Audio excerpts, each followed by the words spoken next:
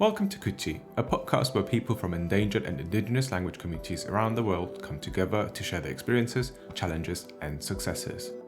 In today's episode, we're talking about the link between feminism and minority language activism. How are gender oppression and linguistic oppression connected? How can feminist perspectives shape and strengthen our activism? We're joined by Anna Garvin, a member of the Scottish Gaelic community, as well as a musician and language activist. We're also joined by Maddi Kintana, a Basque speaker from Donostia, a Basque language teacher and a PhD candidate in Basque linguistics. In this episode, our participants share their perspectives on gender and language activism, how feminism has shaped the sense of justice and why there is still a need for more research in this area. We explore the central role women have played in the linguistic worldview and how important feminism is to the identity as speakers of minoritized languages. Hallo, is mis Anna sauna san op in a hami is ha mi furach an Glasgow is ha mi gopper an an ceol a genu piano agus an níl chéchas agus a clúich agus ha mi cúteach a gopper an an TV genu round sa hook agus camera. Hello, I'm Anna and I speak Scottish Gaelic. I'm from Oban, but I live in Glasgow in Scotland. And I work teaching and playing music and also working in TV doing a bit of research on camera. Nire izena Maddi da, Baionan bizi naiz baina Donostiakoa naiz.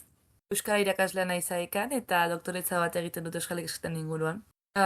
So my name's Maddi. I'm from San Sebastian, Donostia, but I currently live in the northern Basque country. I'm a Basque teacher for adults. And I also am doing a PhD on Basque studies focusing on youth speech in Basque. So Anna, I know you work in the music field in Gaelic. Can you tell me a little bit more about it? Yeah, so I grew up playing music and studied music as well, and I started teaching it in the last couple of years. Well, it's quite a few years now. I've been teaching music to kids and to adults. There's a Gaelic music organisation that I'm involved in called Fashion and Gael, and they do events throughout the year and regular tuition as well for kids, and it's teaching music through the language, through Gaelic, which is great because it kind of combines the two, and so much of the music, it's Gaelic music, it's got Gaelic background, Gaelic names to the songs and to the tunes, so nice to be sharing that and passing on the tunes to the next generation. It'd be great to hear more about the PhD that you're doing. I'm afraid of it right now. But well, now it's a little bit my nightmare this week, but it's fine. Yeah, I'm researching how youth in the Basque coast here in northern Basque country speak. So, for example, I did an MA thesis about how the young people in Bayona spoke, and I mostly focused on code switching, loan translations, and also loan phonology. And I'm currently doing it also. Well, I will start researching how it works in Endaya. It's a border city. And I'm also going to expand a little bit and describe more thoughtfully the phenomena that happen in those speeches. That's really interesting. So there's quite different, you're saying, phenomena between different cities, is that right? Yeah, well, I live in Bayona. It's the capital of this province in the Basque country, and it's also the northernmost city in the Basque country. And it's really, well, most of the people here speak French, like 90%, 92%. So it's really influenced by French, and you can barely listen to Basque here. But at the other end, Endaya lies in the border with southern Basque Country, just like, and it connects to another city in southern Basque Country. It's called Irun, and they have like this conglomerate where French, Spanish, and Basque are spoken, and Basque is more widely spoken than here. So it's really interesting to see how those three languages diverge and converge in those young people's discourse. That was really technical, I think. Sorry. No, it's really interesting. It's cool. I know like Celtic music and stuff, it's really popular. And how popular is Gaelic music in Scotland? Like, tell me about it. Yeah, I think there's definitely been a kind of rise or in popularity. It's been kind of gradually rising over the years, but even since I kind of started playing and until now, I feel like I'm seeing a rise in kind of young people promoting the language through the music. And there's quite a lot of bands coming out now that are doing Gaelic mixed with other, like the kind of traditional style mixed with more modern, like electronic music, that kind of thing. And I think it's bringing the language to a much wider audience as well, because yeah, it just opens up the kind of genre a bit. So there are quite a lot of big festivals now. Like there's Celtic Connections in Glasgow, which was just in January there, and through my work we were filming quite a lot of the gigs that were going on there, and there are loads of Gaelic singing and music gigs this year, actually, much more than I've seen in the last few years. So that was really exciting to see. Hopefully that just keeps growing and growing. So both of us experience language-based discrimination, right? You are Gaelic, I'm Basque, and both of us also experience like the oppression of the patriarchy, right? Of the cis hetero patriarchy, if we want to explain it more concretely. So we also experience gender-based discrimination, and it's true that those two have been seen like a lot of times like in two different paths, but we could say that they intersect, right? So tell me, Anna, how has your experience been being a woman and a Gaelic speaker? Yeah, starting out learning the language, I was surrounded by people like my grannies. Both of them speak the language, and then my teachers through school, most of them were women who taught me Gaelic all the way through primary school. But I think, yeah, there are things within the language itself. I was looking a wee bit into just even basic words like our word for it, like just for it is but that also means he or him. So it's a masculine word. We don't have a neutral kind of word for a few things like that. I think that's the same in quite a few languages. But I was also finding it quite funny that the word boranach, which means woman, is masculine. I have no idea why that is. There are a few kind of anomalies. I can't say that word, anomalies, like that in the language, but that's quite a funny one for me. Like maybe you can tell me, did you ever feel that you had to choose either like fighting for like women's rights or feminism and language activism were like separate things? For you, was it always one and the same? Because you told me you saw like a lot of you had like most of teachers were women, which I think happens in a lot of languages, right? Yeah, I think that is a case, and there are a lot of women teaching in general in primary schools in Scotland.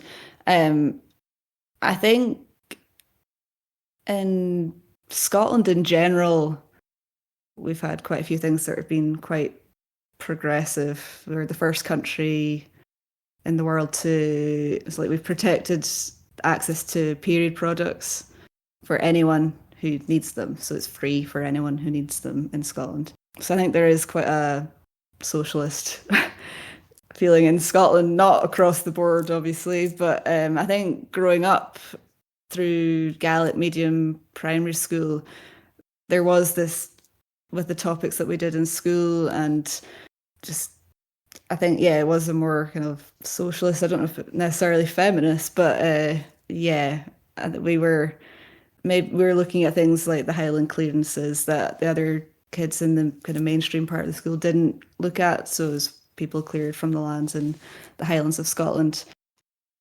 Yeah, Matthew, would you be able to tell me a bit about your experience with feminism in the Basque Country?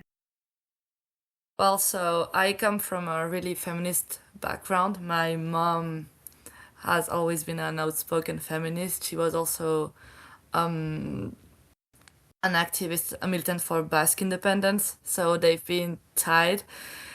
And my dad also has always been really outspoken about feminism and said that it was really important for us to be a feminist, and also was independence fighter. Um, so it's true that I think those things are really tied to each other, like being a pro-independence socialist fighter and also being a feminist.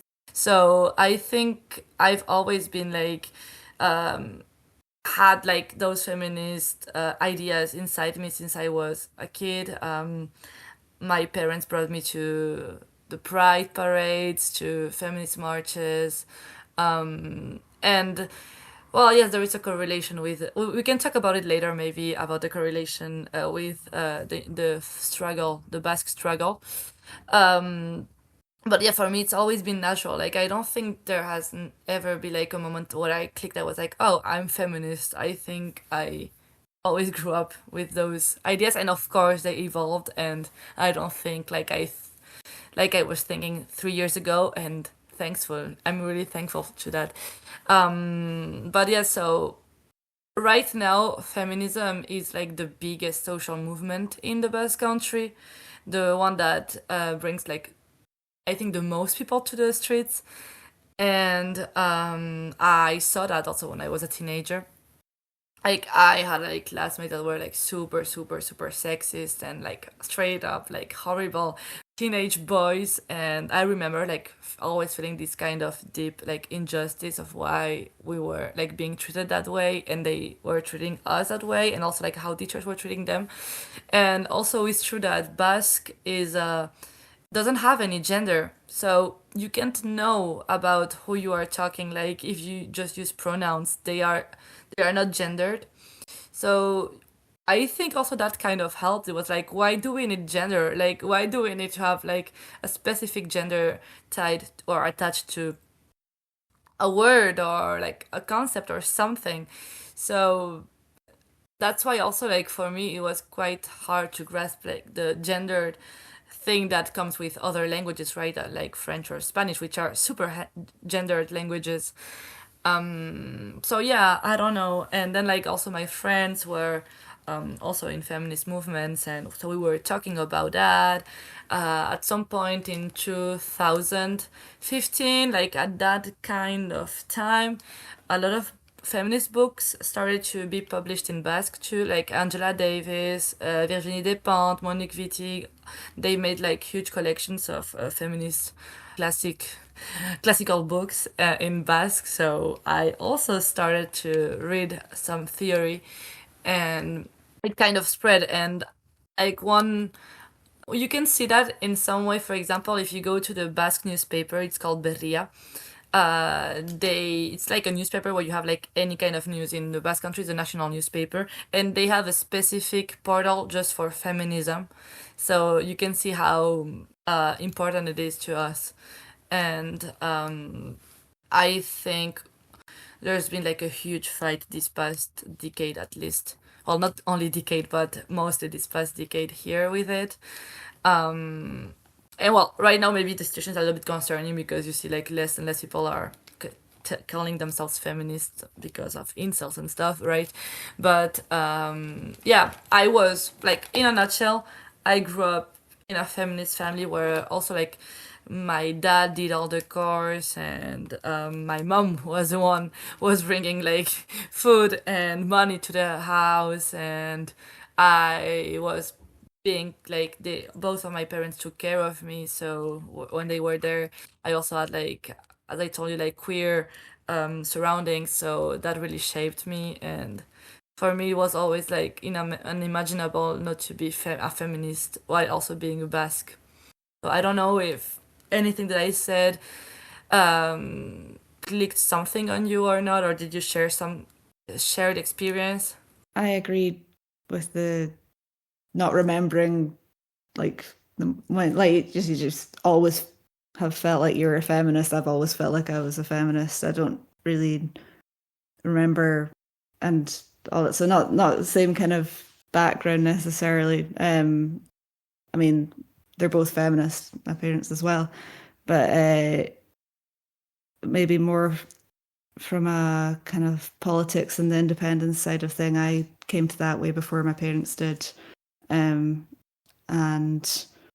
then somehow kind of convinced them instead of the other way around. Like, I think it's also been through the music that I've been doing and the kind of ties with that and the language. You see the kind of misogyny and lack of safe spaces for women within the music scene in Scotland, and that's made me really want to kind of challenge that. And there's actually an organisation now in Scotland called the Bit Collective, and they started because they were noticing that there was just not much representation at all of women and non-binary people at festivals.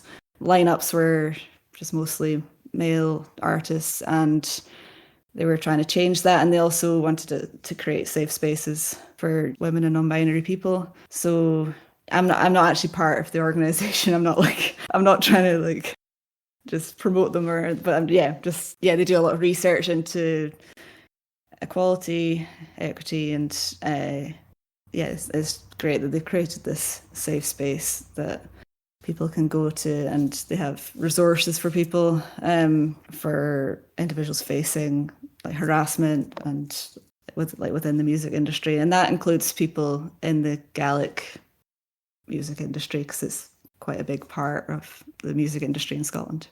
That is really interesting also that you see like in the music field, and I think that also happens here, right? It's where men have a lot of power and have done a lot of abuse of power, right? I'm sure you've seen all kind of stuff. Yeah, I mean, it's across every industry, and just across the world in general. But it is particularly difficult in the music industry because there's no human resources. Like HR doesn't exist for freelance musicians, and that makes it really difficult because you don't have anyone to go to. So that's really why the Bit Collective is great, because it's a group of people that you can go to and speak to and get advice and resource and help. So hopefully there's more of that happening. I don't know if that's something that's happening in the Basque Country as well, like with the traditional music scene. I'm not a musician, so I can't like answer to you 100%, but like at least in the Basque music scene, there's been like a lot of movement. For example, some years ago, a year ago, a really famous Basque singer, a man, did some disgusting declarations about like women, saying that, oh, I've never seen mistreatment towards women in the music scene. And so more than 100 women musicians came in a joint statement, all in Basque, to say that they were denouncing what he had said, and that was absolutely wrong, and that they had all suffered mistreatment and discrimination based on gender. So yeah, that's something that I think every Basque women, like that's a musician, knows about, and they are starting to speak up too. So that's also really cool. And I was wondering, because you were talking Scotland-wide, but does like feminism for you work in English or in Gaelic?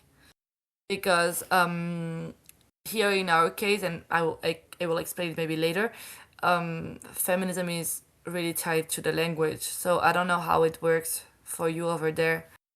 I think it's a bit of both.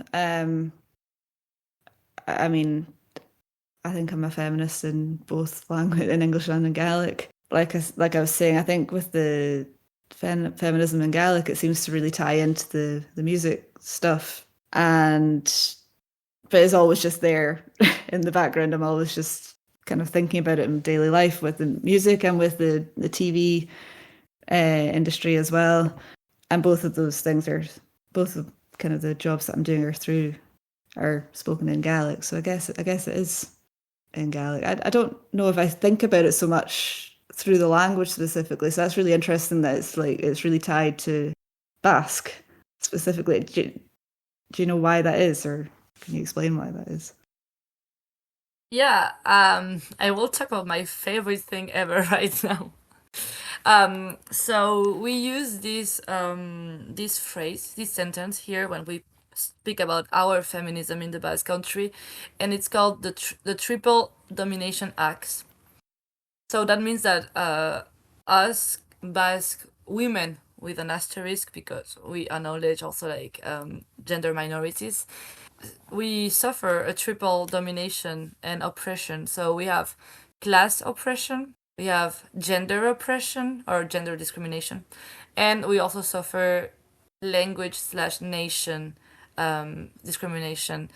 And that's also something that Angela Davis said, well, in the US. And we just say the same thing. It's just that our experiences as a Basque women or queer people in the Basque Country are defined by those three elements, and that makes us a really specific subject in this fight. And for us, language is absolutely tied to feminism. We can't see gender liberation without language, and nation also liberation. There is a really pretty sentence that's herri askeak eta gorputza askeak, I think. Well, it's like free country and free land and free body. Or, for example, the slogan for this year's demonstration for the 8th of March, because we do like a unified coordination in the whole because we do a unified call for the demonstrations in all of the capitals of in the Basque Country, and it was so sovereign land, sovereign bodies. So it's really tied to our sovereignties, to our need for liberation, and that's why we tie language and gender. I don't know if it's understandable or not. Like, I've always reading that kind of stuff, so for me it's like super clear. But if I can explain it otherwise, of course, if you want. No, that's definitely understand, and I get that completely, and I can see the kind of it's similar in Scotland. You've got the oppression as a country and oppression as a language, and the oppression from and the gender oppression as well. So I feel like there's definitely the same issues probably across the whole world. Yeah. That's why, like, I wanted to ask you if, I don't know, I'm sure there must be a shit ton of feminist organizations, right? Do they have anything to say about language, or do they talk about language, like about Gaelic or maybe Scots, or do they communicate everything in English, or do they choose to speak in Gaelic? So there might be. Well, I'm not actually that sure because I haven't actually seen that much in the way of the tie between like feminist organizations talking about the language, but there probably are, and I've maybe just not seen it. I know there is with the bit collective that I've spoken about. There is a representation of Gaelic and Scots as well within their organization because of the ties with the music through Gaelic and Scots singing. And there probably are in other feminist organizations. So I'm assuming there's that's because, like you're saying, there's definitely it's the two things are very connected in the Basque Country. So there'll be a lot of that where you are. Yeah, because the thing is, for example, I'm in two feminist groups, And in one of them, the majority are French speaking. They don't speak Basque. But all of our communication is done like in Basque. Well, in both languages actually, but we will always put the Basque writing or the Basque slogan or the text bigger and bolder than the French one. And sometimes we just put something in Basque and little like small one in French, even though most members of my group are French speaking. So it's like it's a choice that we make, even though it's not maybe what naturally most of them would do. Do you have anything like that? I just thought of something as kind of a bit of a side note, but there is a group called Run Like a Gael. It was basically a running club that started not that long ago, and it was kind of a take on Run Like a Girl, Run Like a Gael. So they meet up, go for runs, speak in Gaelic, make new connections through that way. And I think I've been meaning to go. I've not actually done any of it yet because I've started running again, but I'll need to definitely go along. They have them across Scotland, like in Glasgow, Edinburgh, I think up in the islands as well. So, and that's I think it's quite a good way of meeting people. I think it's quite lighthearted, but Okay, so it's like a club where girls and Gaelic speakers, like those two. Oh, that's really nice. Yeah.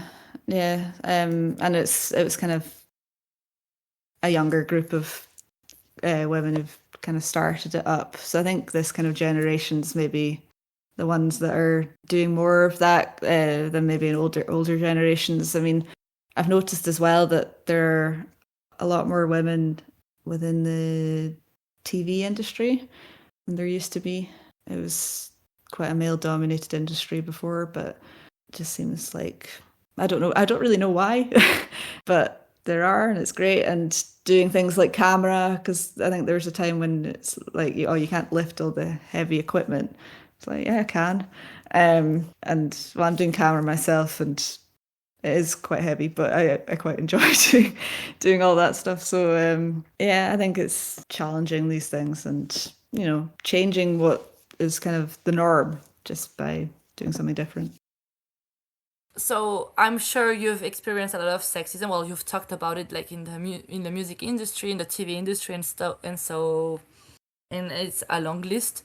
And also, I guess, in your everyday life. And in the same way, I'm sure you've experienced language-based discrimination also on your, I don't know, day-to-day basis, but at least sometime in your life. Have you ever felt that sometimes you are experiencing discrimination at the same time because you are a woman who speaks Gaelic? Yeah, I guess in a way, I can't really think of anything right now, but there definitely will be cases of it, and there'll be other people who will have experienced it. Absolutely. I might have just been lucky to have not experienced it. I mean, I think we do have a lovely community. I think and it's the same within the music community. I think there are definitely not so lovely aspects of it, and that's why we need feminist organizations, to be supporting people through that. Yeah. Have you experienced any of that within the Basque community?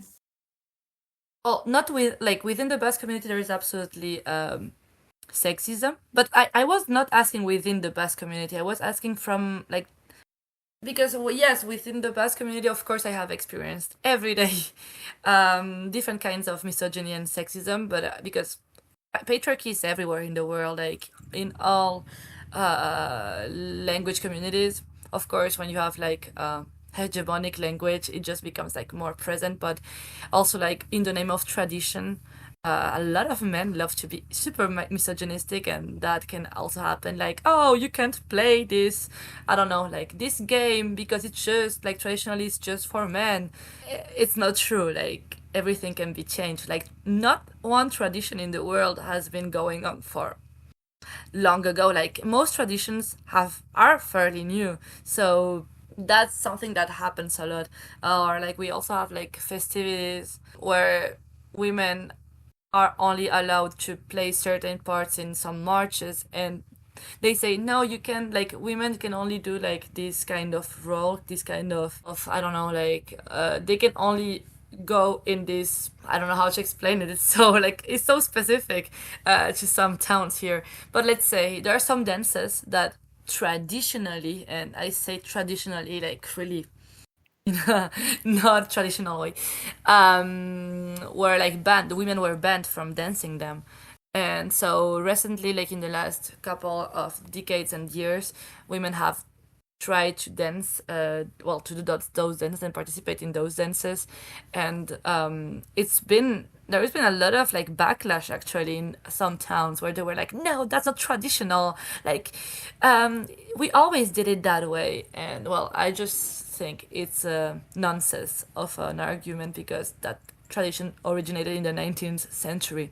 So why not change it? I mean, so yeah, within the Basque community, there is like that kind of thing that can be really tied to traditions sometimes, and you can also find also in a socialist movement to like that kind of like women that are like superpower and like I don't know, that kind of super selfless mother that carried their son who was in prison and gave them all, and are like and are like the super mama. That's also like some kind of also misogyny, I think.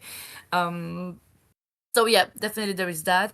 But on the other side, like I think as Basque women or gender queers, we do experience a specific kind of discrimination from the Spanish and the French state, and also from the people. For example, like they love talking about how like Basque women are so ugly and look like men, and then they will be like, oh, just because we are unwomanly to them, for some of them, or for example, they will say we are, I don't know if I can say this word here, but like I think it's necessary for the context. Like they will say we are whores, like because we try to fight against the patriarchy. We don't want to be defined by a man sometimes, so they will be like, oh, like Basque women are all whores, like they are not a good women, good girls. So there's like a lot of that kind of statement. And I've experienced it in a different wide of ranges, I guess, like from people just laughing at me for being Basque, or thinking I'm some kind of mythical creature, or thinking that just like I don't know, just thinking that Basque feminism is witches and matriarchy, which is false. And yeah, also you can see like like a lot of material conditions too. For example, like a lot of women have been tortured by the Spanish state starting from during the dictatorship too, but like in the democracy, democracy, we understand what I meant by that era, like in the last 30 years, like around like 700 women have been like tortured by the state and police forces, have been like sexually assaulted also by the police forces, just because they were like Basque and women, and were in youth organizations, or were a member of a leftist party maybe. So yeah, it's definitely a material condition, the thing of suffering because you are a woman and Basque, and also a class, how it's like working class too. I didn't realize how, like, about the torture and the police and all that. That's horrific. That's what's going on, and yeah, that's really eye opening. I feel like I want to be joining a Basque feminist movement now after listening to that. Honestly, or like we could have Gaelic Basque collaboration movement, definitely. Wow. I'm so sorry that you've had to go through all that as well. It's awful. Well, I mean, it's not going like it's been going like it stopped like around 10 years ago, but I mean, don't be sorry. It is like what we got because we were fighting too, and the state made it really clear that they had a revenge for us, and also a lot of women have been incarcerated like because they were political prisoners, and also like for example prison is another thing where you can see that gender plays like as an oppression because prisons are made for men, and when you are a woman that's been locked up in a prison, you are being at the same time condemned for having done like some kind of crime for the state, but at the same time for being a woman because women shouldn't be committing crimes, right? And if you are a mom, it just adds to, oh my god, like she's a bad mom because she committed crimes. And so there is also like that kind of intricate domination system. And of course, like that's not what I experienced, and I'm really glad for it. But yeah, I feel like if I were to go, let's say, to Madrid, and I'm wearing like really Basque clothing or like Basque independentist shirts, like I'm sure like there could be like potentially some Spanish men that could start like yelling at me just for being a woman in Basque and telling me like a Basque whore or something. And there's been like actions also like where they raped like Basque women just because they were Basque women. So, and I haven't experienced any of that. Like I'm not saying I experienced that kind of hardships. I don't know if you've ever like seen or felt any of that. If there were like maybe women strikers in prison in Scotland or something like that. I think there have been. I don't think it's specific to Gaelic though. Is the only thing. I don't know if we're just like not as actively political in Gaelic. I was kind of that's what I noticed being in the Basque Country. I think I've said this before, maybe just like how openly political and just that it seems to be in the Basque Country, which I totally agree with. I just feel like it's not so openly like that here. Maybe it's something that we'll eventually get to at some point. I guess there's not so many of us speaking the language as well, and it's quite split already, as I've talked about in another episode about, we're quite divided within the country itself as well with different languages. But yeah, I reckon it has been a case throughout history in Scotland. It's not something that I'm actually that knowledgeable of, so I don't know if I could really say much on it. Yeah, maybe you can tell me about if you had any cases like I told you where like women were forbidden from dancing somewhere or singing somewhere or taking part into some kind of parade. Yeah, weirdly, it was actually kind of the opposite at one point because the kilt was banned in Scotland, so men couldn't wear the kilt, but women could still wear tartan, so like the kind of fabric that was made for the kilt. I'm not sure why they made that the case, but that was I guess maybe they wouldn't have any clothes otherwise if they weren't allowed to wear.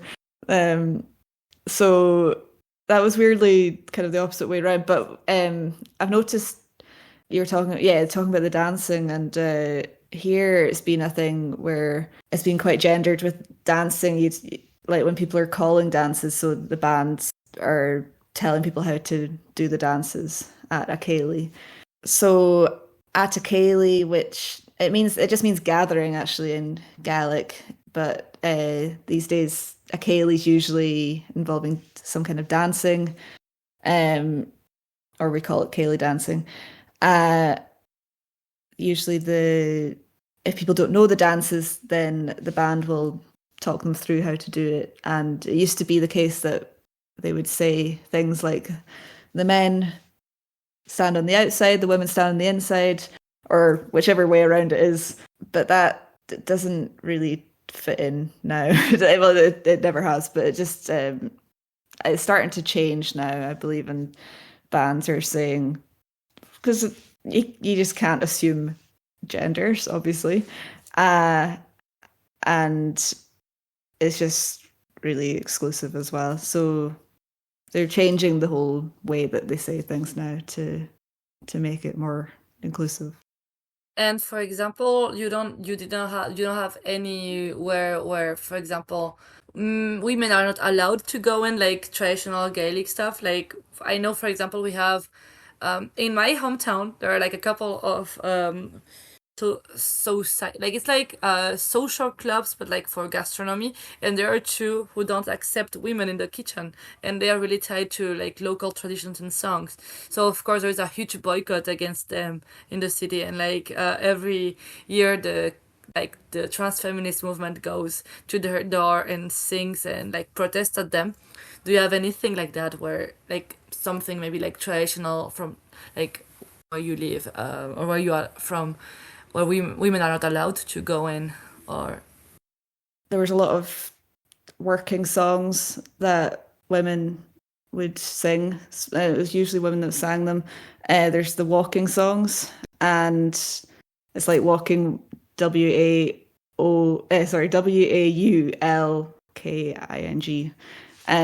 So it's for making tweed. It's like a cloth, and they would be going. I don't know how to describe this, but they'd be sitting around a table. Lots of women sitting around a table and have this long bit of cloth and kind of thumping it off the table and passing it along and singing a song to pass the time as they passed it along. And these songs were all in Gaelic. This is like a couple hundred years ago now, but the songs were all in Gaelic, and it's usually almost like gossip kind of songs about what was going on in the town or village, or, you know, talking about people in the town. They're quite funny, actually. I was over in Barra, one of the islands where my granny's from, and last year, and some of the women were they didn't have the tweed, but they were just singing the songs, and they're laughing the whole time through the songs because some of them are a bit outrageous. But it's it's not so common now, but there are people trying to bring them back, and there's a band, Sheehan. It's 3 women who are singing in with a band, and they're singing the Gaelic songs. It's a lot of walking songs, and their most recent album was actually kind of originally the idea was songs, like Gaelic songs that were composed by women. So that was kind of the basis of their album and what they wanted to bring back. Yeah. oh my, like when I was listening to you, I was also thinking, like, for example, there are like those gossip songs. There are like a lot of also in Basque where women would, for example, get together to do their laundry, and there are like some places where like some stone places in like in every town or every neighborhood, and they would like get together to do their laundry, and they would sing those songs while tapping also on the laundry stone. So that reminded of me of that, and it's so interesting to see how like women also to help each other and keep information going and create like network, sing those songs in their language. Yeah, it's great. There's the connection. I'm sure there's connections in lots of different languages as well with the working songs. Yeah, it's really interesting, and it creates that community together, and they have passing the time doing the work, have a bit of a laugh as well, because it had been really hard work probably too. I wanna acknowledge that like the Basque freedom movement has been for women something really, well, there was a lot of misogyny inside it, like the patriarchy still operated, but that kind of fight gave them like a way to politicize what they were experiencing, and also to read theory about like oppression, like Frantz Fanon and other authors, Marx, like all of that. And so those women were able to theorize about what they were feeling, what they were suffering every day, and that also created like nowadays modern feminism in the Basque Country, because they were given some tools, and a lot of women were fighters, and I'm sure like over there in Scotland too. And we don't need to forget that women fighters have always been around, and that those women have started like feminism like in the past decades. And at the same time, I would also like to mention that nowadays, for example, like the Basque independentist movement and leftist, like the leftist one, not the right wing one. The slogan is that we want like a free Basque country, but not just only free, but like freedom, feminism, and socialism. So we add like feminism in all of our political revendications. Like before, it was just like independence and socialism, and nowadays it is always present, like that feminist call for a feminist free Basque country. So yeah, I wanted to mention that just to show that it's possible to have like as an ideological call also to put like feminism up front. And right now, I would also like to mention that trans feminism is the biggest wave of feminism in the Basque Country. So we are also like fighting, I guess, against against gender-based oppression, but from a queer viewpoint too. So I don't know if you want to add something about it. I just feel really like inspired by listening to you talking about the feminist movement in the Basque Country, and I feel like I want to be doing more in the Gaelic community to be fighting for feminism as well, because I feel like we could be doing more, and we should be working together with other minority languages too, to be able to just make that part of the whole independence movement, the kind of Gaelic community movement, because I can see how in the Basque Country they're also like linked, and I feel like that's really, really important, really inspiring. I hope you go and create your own Gaelic feminist thing. I think that would be great, and it's also really interesting always to reflect on all like of the different discrimination that we face and see that they work as one and not like as different entities. Yeah, I would love to learn more about Scottish women. I don't know, like I would love to read some books or read some articles about. For example, I loved like the story that you shared about those. How did you call like the waltzing? Oh, the walking song. Walking, yeah. I Yeah. really loved the walking thing, and see how also they created a community in their own bubble without the men to share their concerns in the islands. And I would really love to get to know more about women's fight in Scotland and in Gaelic too. I can definitely send over some links to some walking songs so you can hear them. There were also some great bards and singers as well throughout Scottish history and now as well. I've just remembered that was something that I hadn't spoken about, but there was a woman, Mary Bord na Náran, which means Great Mary of the Songs, and she was a poet and an activist.